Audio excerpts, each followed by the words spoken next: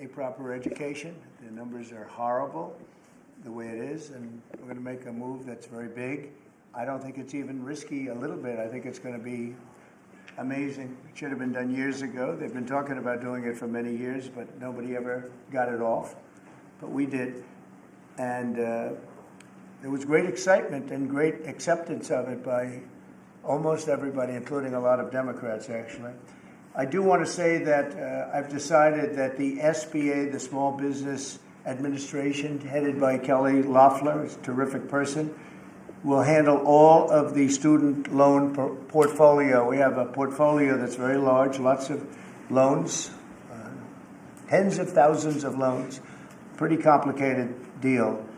And that's coming out of the Department of Education immediately, and it's going to be headed up by Kelly Loeffler at SBA, and they're all set for it. They're waiting for it, and it'll be serviced much better than it has in the past. It's been a mess. And also, Bobby Kennedy, the Health and Human Services, will be handling special needs and all of the nutrition programs and everything else. Rather complex, but that's going to be headed by and handled by Health and Human Services. So I think that'll work out very well. Those two elements will be taken out of the Department of Education, and then all we have to do is get the students to get guidance from the people that love them and cherish them, including their parents, by the way, who will be totally involved in their education, along with the boards and the governors and the states. And it's going to be a great situation. I guarantee that in a few years from now, I hope I'm going to be around to see it, but I think we're going to see a lot of it. I think that you're going to have tremendous results. You're going to have results like Norway, Sweden, Denmark, a lot of the countries that do so well. I think you're going to have a lot of those results. If you look at Iowa and Indiana and Idaho, so many places that run so well, Florida, Texas, big ones, you're going to have great education, much better than it is now at half the cost. And we're not even doing it as a cost item, although you will save probably half, maybe more than that. And you're not going to be at the bottom of the list. You're going to be much higher, and maybe you'll be I will guarantee some of the states will be at the top of the list. They'll be comparable or better than these number 1, 2, 3, 4, 5 the countries that are in the top 5 positions. So that's to me, it's very exciting, and it's been received very well. So I just wanted to tell you about the student loans and special needs. But we're here for a reason today that is very exciting, and I'm thrilled to announce that at my direction, the United States Air Force is moving forward with the world's first 6th-generation fighter jet. Number 6, 6th generation. Nothing in the world comes even close to it. And it'll be known as the F-47. The generals picked a title. And it's a beautiful number, F-47. It's something the likes of which nobody has seen before in terms of all of the attributes of a fighter jet. There's never been anything even close to it, from speed to maneuverability to what it can have to payload. And this has been in the works for a long period of time. After a rigorous and thorough competition between some of America's top aerospace companies, the Air Force is going to be awarding the contract for the next generation air dominance platform to Boeing. As you know, it was highly competed for. There was a lot of competition, generals, and it's been going on for a long time. Very, very tough competition, but this plane is produced numbers that nobody's ever seen before. The F-47 will be the most advanced, most capable, most lethal aircraft ever built. An experimental version of the plane has secretly been flying for almost 5 years, and we're confident that it massively overpowers the capabilities of any other nation. There's no other nation. We know every other plane. I've seen every one of them, and it's not even close. This is a next level. You know, level 5 is good. This is level 6, they say.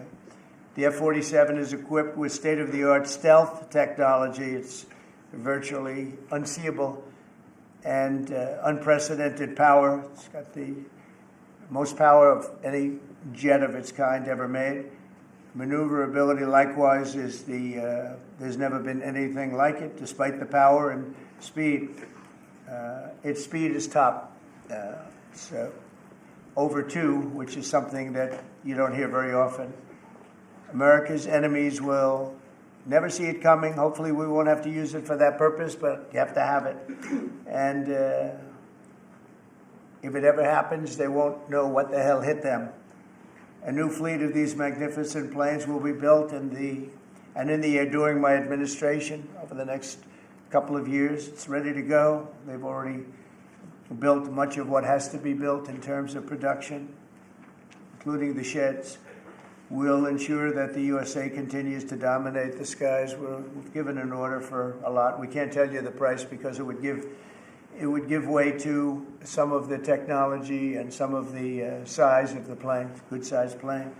This contract also represents a historic investment in our defense industrial base, helping to keep America at the cutting edge of aerospace and technology. Our allies are calling constantly. They want to buy them also, and certain allies will be selling them, perhaps toned-down versions. We like to tone them down about 10%, which probably makes sense because someday maybe they're not our allies, right? But I would like to ask Secretary Hegseth, who's doing a fantastic job. He's really been very inspiring in so many ways. And I must say that before he speaks, we have had record people wanting to join our military in the last 2.5 months, literally since this, I think probably since the election, November 5th, but especially since we came to office and since I announced Pete. He's young, he's smart, he's strong, he loves it, and they love him. But we've had record numbers of people wanting to join our military. Now, if you go back 6 months, it was the exact opposite. You had record numbers of people not wanting to join the military. Now you have record numbers of people wanting to be in our military, and that's a great honor. That shows you we're really on the right track. So, Pete, maybe you'd say a few words. Sure. Please. Well, Mr. President, this is a big day. This is a big day for our warfighters. This is a big day for our country, a big day in the world. The name of this program is the Next Generation of Air Dominance. And Mr. President, because of your leadership, your clarity, America is going to have generations in the future of air dominance because of this 6th generation fighter. We've had the F-15, we had the F-16, the F-18, the F-22, the F-35. Now we have the F-47, which sends a very direct, clear message to our allies that we're not going anywhere, and to our enemies that we will be able to project power around the globe unimpeded for generations to come. Mr. President, this is a gift to my kids and your kids, to my grandkids and your grandkids. This is a historic investment in the American military, in the American industrial base, in American industry that will help revive the warrior ethos inside our military, which we're doing, rebuild our military, which the previous administration did not do, by the way, Mr. President. They paused this program, and we're prepared to potentially scrap it. We know this is cheaper, longer range, and more stealthy. President Trump said we're reviving it, and we're doing it. And then we are also going to reestablish deterrence. Under the previous administration, we looked like fools. Not anymore. President Trump has reestablished American leadership. The F-47 is part of it. And Mr. President, thank you for having the courage to do it and leading the way for all our warfighters. Thank you very much, Pete. One of the things I will say, but the generals are going to speak in just a couple of seconds, but this plane flies with drones. It flies with many, many drones, as many as you want, and it's a technology that's new, but it doesn't fly by itself. It flies with many drones, as many as we want, and that's something that no other plane can do. So I'd like to introduce, if I might, Air Force Chief of Staff General David Alvin, and also General Dale White, two incredible people that I've known over the years, but I got to know them really well over the last few months. And would you say a few words, please, General?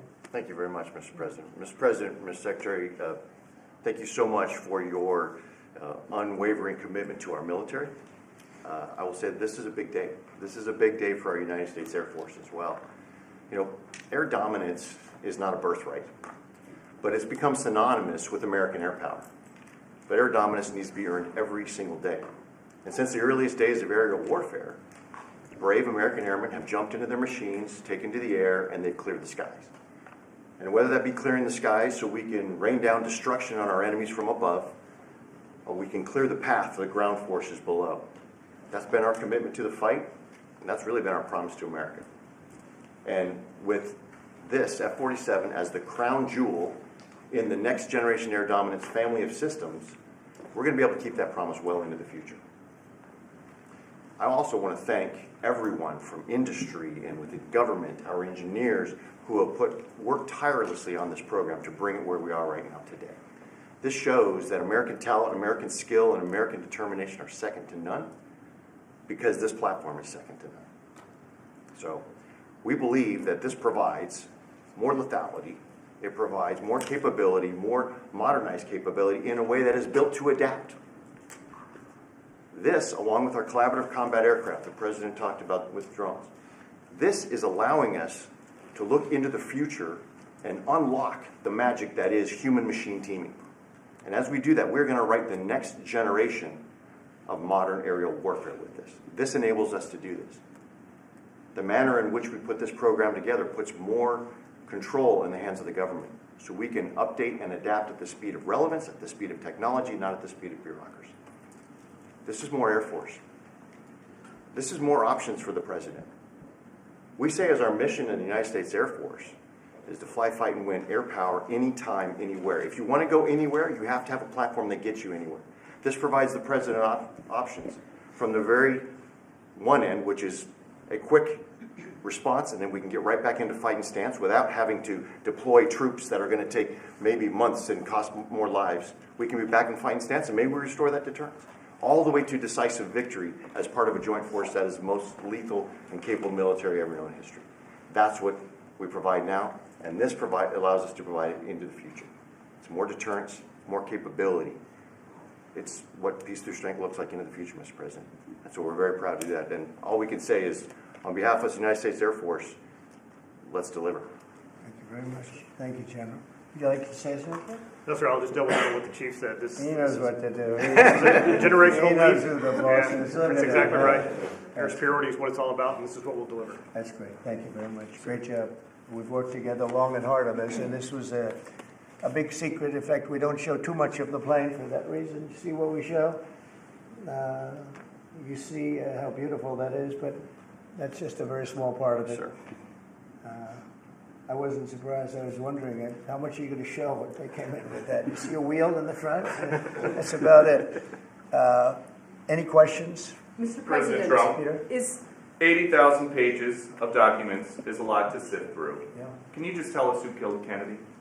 Well, I was given the task of releasing that because many presidents have gone through it and they haven't released. And I said, release. We even released Social Security numbers. I didn't want anything deleted. They said, sir, what about Social Security? People long gone, but they're long gone, so I can't imagine. But I said, if you don't delete it, if you do delete it, we have people are going to say, why did you delete it? There's something in there. So we gave Social Security, we gave everything. And the rest is for you to look at, Peter. You're going to see whether or not you see anything. But we've given it. We're doing it with Dr. Martin Luther King, too. They're preparing all of that. They're going to release everything. And whoever else they want. I mean, we have nothing. We really have nothing to hide. We shouldn't have. When a lot of time goes by. But with the Kennedy files, in particular, they were going crazy on them. I don't think there's anything that's earth-shattering, but you'll have to make that determination. In those, it's 80,000. It's actually 88,000, and we have some additional things, as you know, come out today. And for that, you can go to the offices and you can see whatever you want to see. Everything is out there, totally open. The additional stuff is available later on today. You go over to the offices and you can have it immediately. And you'll make a determination. And on something else, these Tren de Aragua guys, because of your executive order, they are designated as foreign terrorists. Yeah. If ISIS or Al-Qaeda foreign terrorists were operating here in the United States, cops would probably be shooting first and asking questions later. And so what is the difference between terrorists, between somebody like an ISIS or an Al-Qaeda operative versus MS-13 or Tren de Aragua? Well, these are people that focus on destroying people in their homes. They're not as international in that sense. They're a group of thugs. They come from Venezuela. They come from the prisons of Venezuela. They're very dangerous people, but they didn't look so dangerous when the guards took care of the situation from El Salvador. And I want to thank the president. He's a friend of mine. He's done a great job. But I just can't imagine that the Democrats are taking this issue where they want to have them back. You know, so now they have men playing in women's sports. They have transgender for everyone. They have open borders. They have all of their crazy policies that are, I think, 95-5, not 90-10, okay? And their new policy is, let's bring Tren de Aragua back into our country. Let's bring the worst. These are the worst gang members there are. They looked amazingly frail, though, by the way they were handled. It's very amazing. You know, they weren't, when they were in Colorado cutting the fingers off a man because he made a phone call to the police, they seemed a lot tougher then than they did when they were having their heads shaved and they were in shackles. They're tough people. They're bad people. We don't want them in our country. We can't let a judge say that he wants him. You know, he didn't run for president. He didn't get much more than 80 million votes. And we just can't let that happen. It'd be so bad for our country. I won on the basis of getting criminals out of our country that were let in. It was called unforced error. They were let in by Biden, incompetently let in, and let in by the millions, actually. 21 million people. I believe it's 21 million. And that's not even including the gotaways, but these are rough people. We want them out of our country. And I won the election based at least partly on that, and that's a big part, yeah? Mr. President, there's something several. I don't know if you saw this. Tim Walz is now saying about Trump supporters, and forgive me, I'm just reading a quote from Tim Walz, I think I could kick most of their ass. Oh, boy, he'd be in trouble. Is there any way to know? Well, he's a loser, you know, I mean, the guy's a loser. He lost an election. He played a part. You know, usually a vice president doesn't play a part, they say. I think Tim played a part. I think he was so bad that he hurt her. But she hurt herself, and Joe hurt them both. They didn't have a great group, but I would probably put him at the bottom of the group. Have you heard that Biden wants to get back involved for Democratic politicians, fundraising and campaigning against your policies? I hope so. Mr. President, there are several families. Mr. President, there are families from some of the people. Who are you with? I'm with La Nación newspaper from Argentina. There are families from some of the people that were on those flights to El Salvador that claim that they're not criminals, they're not members of Tren de Aragua, of MS-13. What can you tell them, and what guarantees can you give them that everyone in those planes were actual criminals, terrorists, as you said? Well, I was told that they went through a very strong vetting process, and that that will also be continuing in El Salvador. And if there's anything like that, we would certainly want to find out. But these were a bad group. This was a bad group, and they were in bad areas, and they were with a lot of other people that were absolutely killers, murderers, and people that were really bad, with the worst records you've ever seen. And but we will continue that process, absolutely. We don't want to make that kind of a mistake. Is the U.S. planning to give up the position of NATO's Supreme Allied Commander, and if so, why? NATO is something that I saved. NATO was gone until I came along. In fact, the previous Secretary General, very good man, both of them are good. The current man is fantastic. But both of them have said, if it wasn't for Trump, you wouldn't even have a NATO, because we were paying the cost of almost all of the countries. And now they're paying. I said, we're not going to do this. We're not going to continue. You hurt us on trade. You do bad things on trade. And then on top of it, we're supposed to pay for your military. And because of what I did, hundreds of billions of dollars flowed into NATO by countries that just weren't paying. They were delinquent. They weren't paying their bills. So NATO is solid. They're strong. But they have to treat us fairly. Are we going to give up the... Because, look, without us, NATO's not the And same we're giving- thing. And I can tell you, I've been having very good discussions, as you know, with President Zelensky and with President Putin. And President Putin will tell you that without the United States, he wouldn't be worried. But he is worried when the United States is involved. And I have to tell you, I've dealt very well with both gentlemen, and we have, I think we have the confines of a deal. I hope we have the confines of a deal. I'm doing it for two reasons.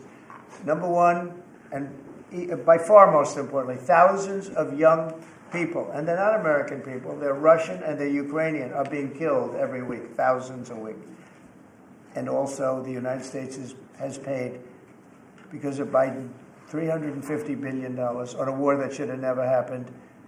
If we had a competent president and this sitting right here, that war would have never happened. It would have absolutely never happened with me. And it didn't happen. For 4 years, it didn't happen. Mr. President, do you think you have the authority, the power to round up people, deport them, and then you're under no obligation to a court to show the evidence against them? Well, that's what the law says, and that's what our country needs, because we were, unfortunately, they allowed millions of people to come into our country, totally unvetted, totally unchecked. So you ought to ask, did he have the authority to allow millions of people? Did Biden have the authority to do something that's unthinkable? Have open borders where millions of people poured into our country, totally unvetted and totally unchecked, just as you would say.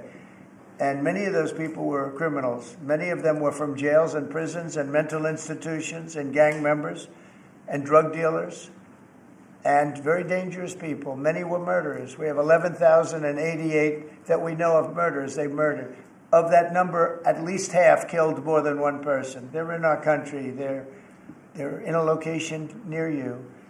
Biden allowed that to happen to our country. And his people that really ran the country. And the person that operated the auto pen, I think we ought to find out who that was, because I guess that was the real president. So when you ask me if we have the authority, did Biden have the authority to allow millions of people to come into our country? Many of these people, hardened criminals at the top of the line who have caused tremendous damage in our country. You see them in New York City fighting with our police. I mean, literally having fist fights in the street with our police. These are tough, hard criminals. Many of them came out of jails, and not just South America, from all over the world. They came out from Africa, from the Congo. They came out from Asia. Not just South America, but many from South America. These are hard, tough criminals, and we have to get them out. And a judge sitting behind a bench someplace got a nice appointment. You can't take that away from the people that are responsible. Now, in this case, Marco Rubio has a lot of big decisions to make, and he's a fantastic person, a great man.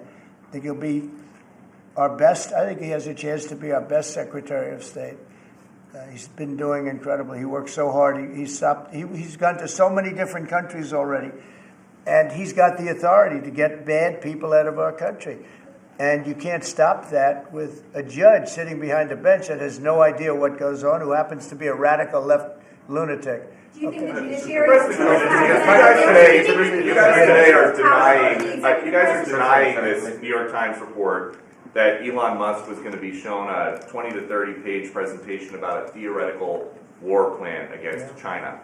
Why not just show it to Elon? Because I don't want to show it to anybody. You know, you're talking about a potential war with China. Now, I deal with these people all the time, and I'm dealing with Pete. I'm dealing with these gentlemen on numerous different airplane purchases, and I think they're all going to be great. But I don't want other people seeing potential war with China. We don't want to have a potential war with China, but I can tell you if we did, we're very well equipped to handle it. But I don't want to show that to anybody. But certainly you wouldn't show it to a businessman who is helping us so much. He's a great patriot. He's paying a big price for helping us cut costs, and he's doing a great job. He's finding tremendous waste, fraud, and abuse. But I certainly wouldn't want, Elon has businesses in China, and he would be susceptible perhaps to that. But it was such a fake story. The New York Times is just as fake as CNN and MSDNC.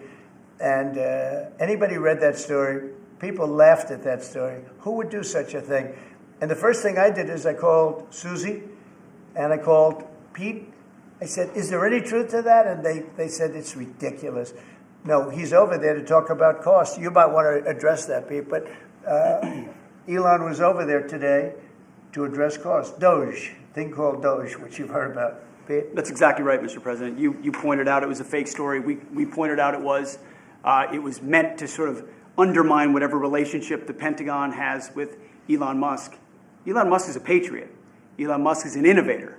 Elon Musk provides a lot of capabilities our government and our military rely on, and I'm grateful for that. We welcomed him today to the Pentagon to talk about DOGE, to talk about efficiencies, to talk about innovations. It was a great informal conversation. The rest of that reporting was fake. There was no war plans. There was no Chinese war plans. There was no secret plans.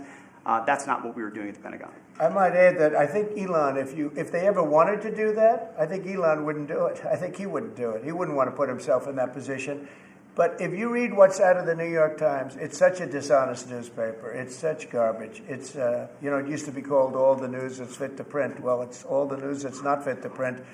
They have fake sources, or they don't have sources. I think they make most of it up. But this was a made-up story by the New York Times. I call it the failing. It's a failing newspaper. It's failing.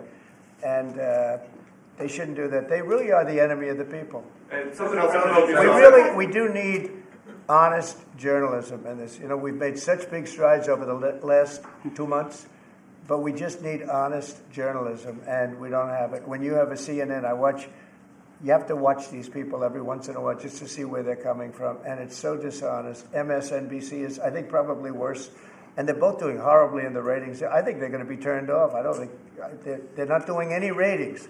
You're doing well in the ratings. Thank you. I understand that your trade rep is meeting their Chinese counterpart next week. Yes. Is there anything that they can do to stop April 2nd or to roll back the tariffs that you put on China already? Well, we can talk, but basically, I call April 2nd. I would have made it April 1st, but I didn't want to be April Fool's Day because then nobody would believe what I said, and they do believe me.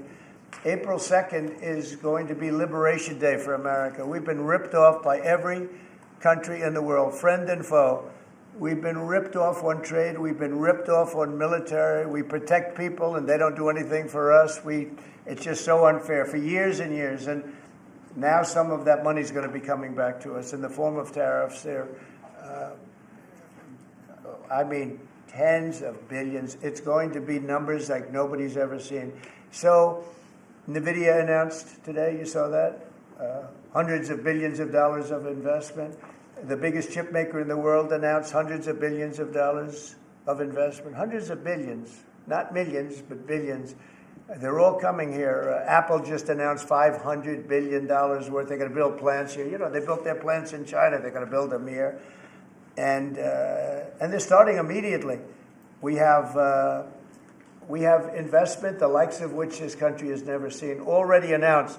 And they all want to have news conferences. I don't have enough time to have that many news conferences, but I would say so far at least $4 trillion. $4 trillion is coming in. Car companies, very importantly, a lot of the car companies that were going to build in Mexico or Canada are now building here. Because I don't want cars from Canada. I don't want cars from Mexico. They want to do it, it's fine. But I want the car companies to build here, not... they were building in Mexico 3 plants, big plants, really big plants, and they were going to sell the cars right across the border. We wouldn't have the jobs, we wouldn't have the profits, we wouldn't get the taxes, we get nothing. All we get is unemployment and empty factories. Those days are over. So now those 3 places are going to build here, but many more than that. We have a big one. Honda is building, just announced a really big plant in Indiana, great state, smart place to build. And we have many car companies coming here. The steel mills are going to be booming, And many other things, many other things come with that. But we need that for defense. There are certain things you have to have. You have to have steel. We would have had, if I didn't do in my first term tariffs to stop the onslaught, because they were dumping steel in order to destroy our steel plants. If I didn't do 50% and even 100% in certain cases tariffs on steel, you wouldn't have a steel plant in the United States. And Biden was unable to get rid of those tariffs because they threw off so much money that his numbers, which didn't work anyway because his numbers were terrible, what he did, the way he spent money was so horrible, and what he allowed to happen to energy. That's the other thing. Energy is going to be like it's never been before. Mr. Vice President is here. Do you have anything to say while you're here? He's a very good Vice President. I'm just here to watch the show, sir. Okay. I think airplanes are pretty cool, so I want to go check this out. It is cool. Mr. President, what is China to take off the trade war at this point, though? Well, I'll be speaking to President Xi. I have a great relationship with him. We're going to have a very good relationship. But we have a trillion deficit because of Biden with President Xi, more than that. I mean, I've heard $1.2 trillion. We have a deficit. And I've explained that to President Xi. We also have a problem where he's allowing fentanyl to be sent into Mexico and then cross the border and, killing. I think the number is much higher than the 125, 115. I think it's closer to 300,000 people a year. And so that's a problem. But they have a tremendous surplus against the United States, so we don't want that. Mr. President, why do you think administrators power? A number of administrators have come to you asking for exemptions on tariffs. Is that something that is under consideration by you? Well, people are coming to me and talking about tariffs, and a lot of people are asking me if they could have exceptions. And once you do that for one, you have to do that for all. So, I mean, generally, I did something interestingly during 2 weeks ago. I gave the American car companies a break because it would have been unfair if I didn't. And everybody said, oh, he changed his mind on tariffs. I didn't change my mind. I helped our, sort of big three, big four. I helped some of the American companies. And instead of taking it properly, they said, oh, he changed it. I don't change. But the word flexibility is an important word. Sometimes there's flexibility. So there'll be flexibility. But basically, it's reciprocal. So that if China's charging us 50% or 30% or 20%, and I don't mean China, I mean anybody, any country, Canada. Nobody knows that Canada's charging our dairy farmers. They have 270% tariffs. Nobody knows that. Nobody knows that. They have up to 400%. They have a couple of tariffs at 400%. Nobody knows that. Nobody talks about that. And remember, with Canada, we don't need their cars. We don't need their lumber. We don't need their energy. We don't need anything from Canada. And yet it costs us $200 billion a year in subsidy to keep Canada afloat.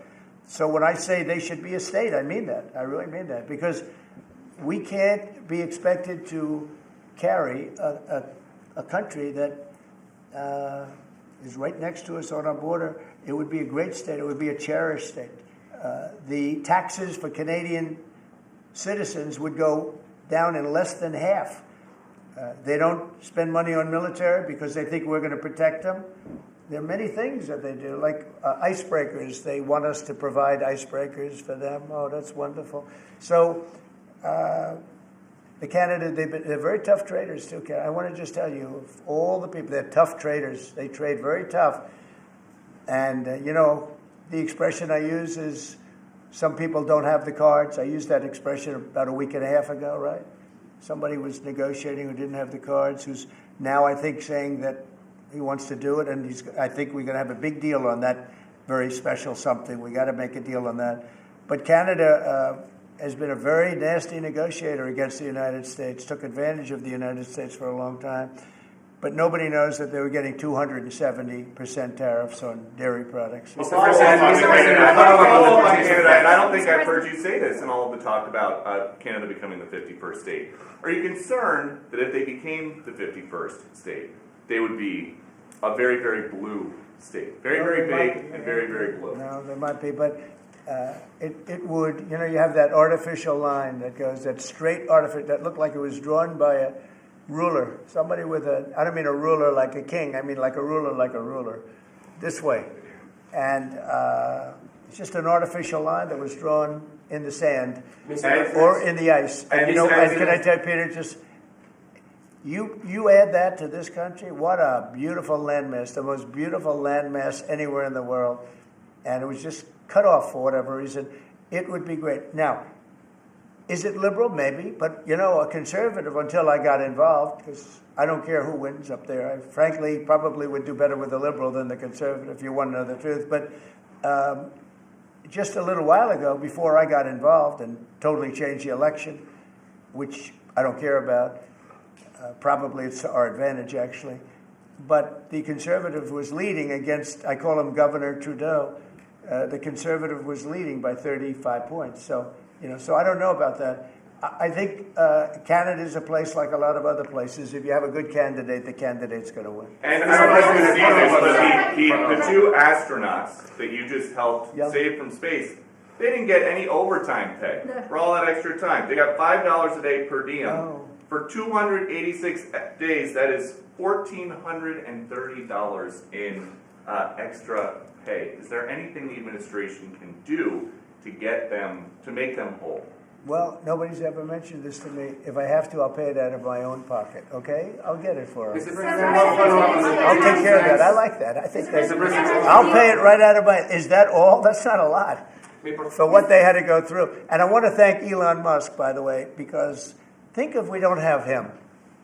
You know, there's only so long, even though they're in the capsule up there, that the body starts to deteriorate after 9 or 10 months and gets really bad after 14, 15 months with the bones and the blood and all the things that you've been reporting on very well.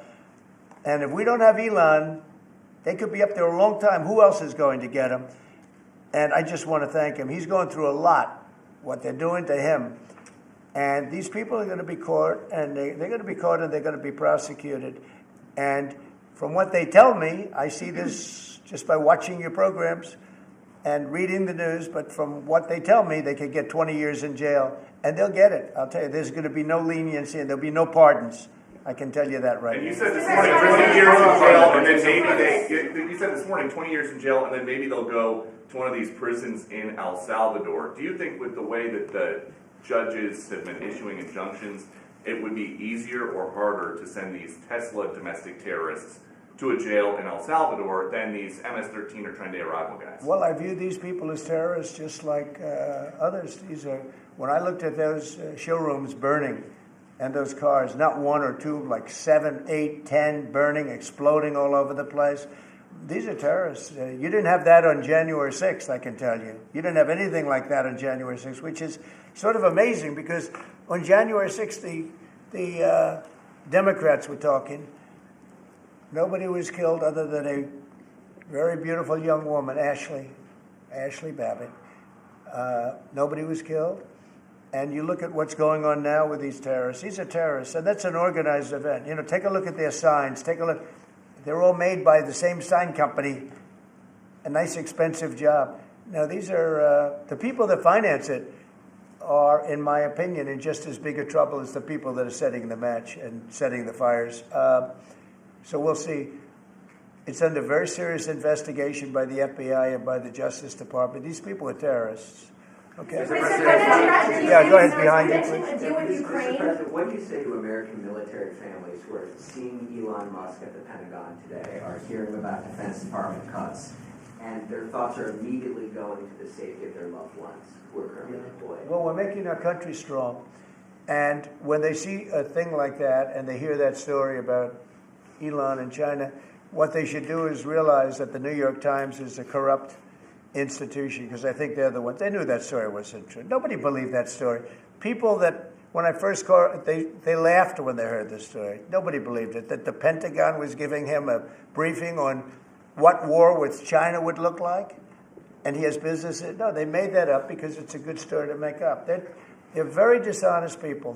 Look, I have it with the Times, and you'll see more and more of it. To me, it's a very dishonest organization. But a story like that is made up. It's total fiction. And I just wanted to make sure. I called up Chief of Staff and I called up Pete. And I said, is there any truth to that? Absolutely not. He's there for Doge, not there for China. And if you ever mention China, I think he'd walk out of the room. He wouldn't take it anyway. So it's just a made-up story. Nobody's taken better care of the military. One of the things that I know that Pete's doing is he's talking about a lot of the civilian staff, and we're going to get them other jobs. You know, we're going to have a lot of jobs in this country, but we don't want to have wasteful jobs. We want to have meaningful jobs. And those were wasteful jobs. Those are jobs that not only military, but jobs where people don't show up. You take a look at Department of Education. I've never seen so many buildings with the names on it. You go past one after another Department of Education, and they're empty. The people don't show up. You know why? Because they have other jobs, because they're playing golf, or they're playing something, they're doing something. And we have a lot of great people, but we have to move that back to the States. We're going to make our country strong, and we're going to get people much better jobs, because we have companies moving into our country, the likes of which we've never seen before. Nothing like this has happened. and it's automatic. They don't want to pay the tariffs. How do you avoid paying the tariffs? You build your plant in the United States, and it's a beautiful thing to see. I see it. So far, I would say $4 trillion. Nobody's ever heard of them. No country's ever heard of numbers like that. $4 trillion, and those are the best ones. The biggest, best chip maker in the world. I'm not a fan of the CHIP Act, where you give billions of dollars away to companies that don't need it, and it won't bring them here. I'm giving nothing away. All they're doing is coming here. They're building because they want to avoid. Remember this on the tariffs, too, because that's going to be, Liberation Day, April 2nd. It's reciprocal. If they charge us, we charge them. So somebody say, well, how much are the tariffs? Very fair. If India, as an example, has been very bad to us on tariffs. They charge 100%, 200%, whatever they charge. Now, Europe just announced they're lowering the tariffs on cars. We charge like a joke, 2.5%. That's what this country charges. Europe just announced that they're reducing their tariffs on cars to 2.5%. It's nice. But they also have non-monetary tariffs where they make it impossible for the cars to get in even without the dollars on them and the dollar signs. It's called a non-monetary tariff, where they put on controls where no matter what happens, because they don't want cars, they don't want the American car in their market. And yet they send us millions of cars. They send us big agriculture. They don't want our agriculture. They don't want anything from us. European Union's very tough. But now it's fair. So whatever they do to us, we do to them.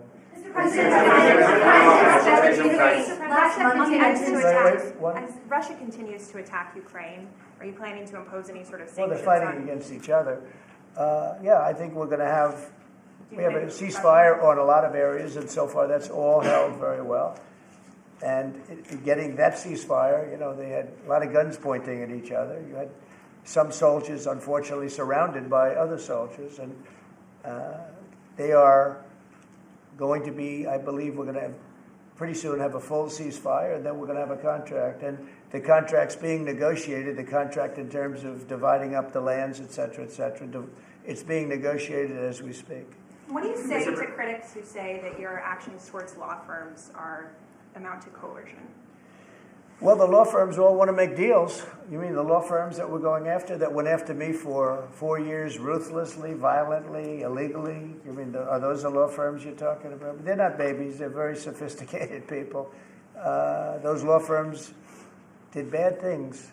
They went after me for years. Russia hoax. All a hoax. It was a hoax. It was Hunter Biden's laptop. It didn't come out of Russia, by the way. It was came out of his bedroom.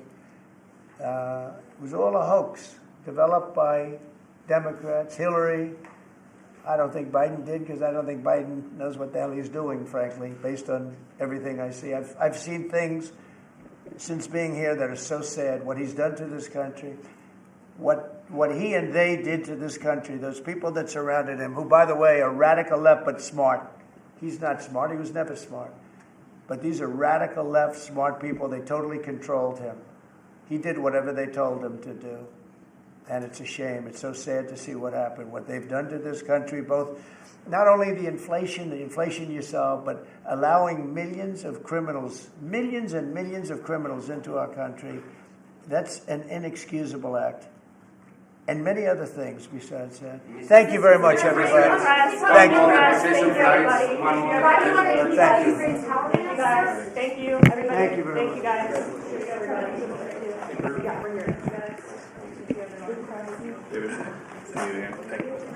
Good question.